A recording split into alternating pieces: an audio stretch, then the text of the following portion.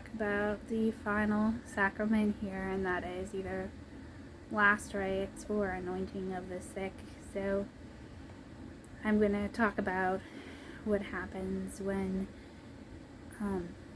people decide that basically they want to end their lives with the church or with whatever religion that they belong to, and that they want to be a part of it even when they're suffering, even when it's pretty much all over and they're not gonna continue on like living forever.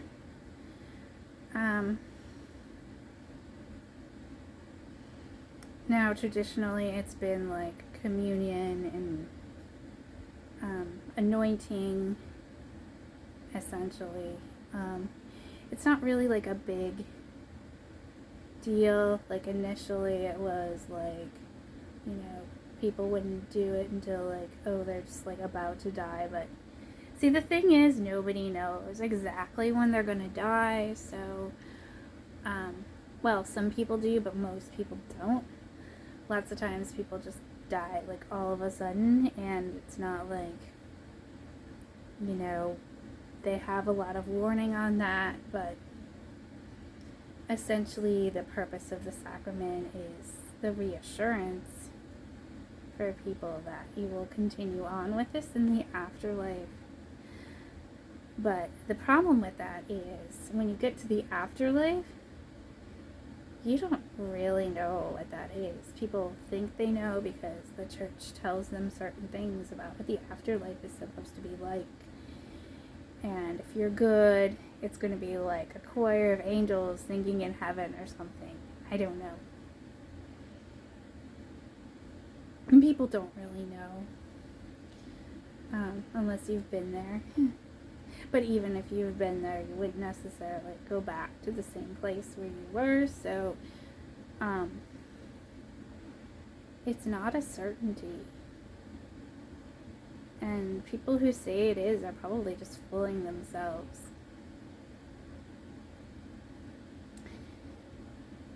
But the idea behind having a specific sacrament for that is, in some sense you could say, well, it's sort of the opposite of baptism, but not really, because you're not being initiated into anything. You're not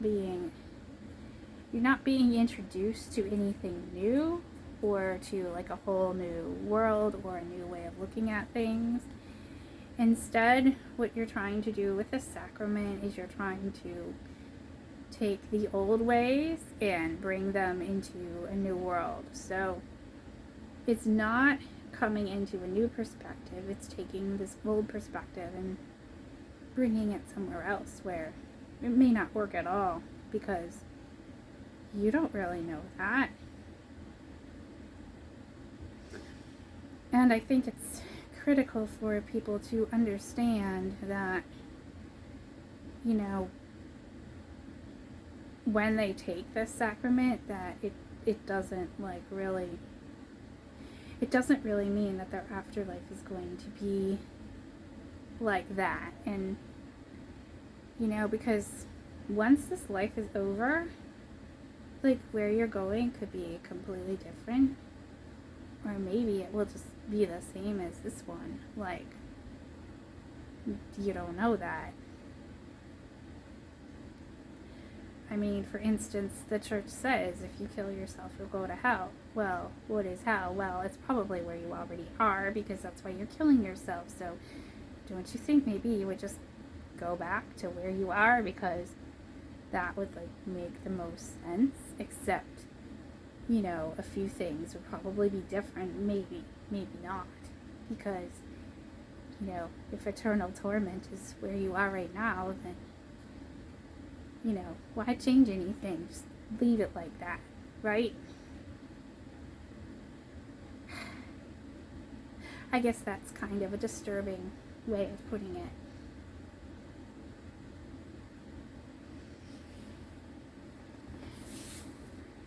And the other thing about these sacraments is, if the afterlife is so different from where you are now, then do these sacraments even make any sense anymore? Like, you know, if you're not a human being in the afterlife, which you're probably not, then, you know, you wouldn't even be doing those same things and they wouldn't even make any sense.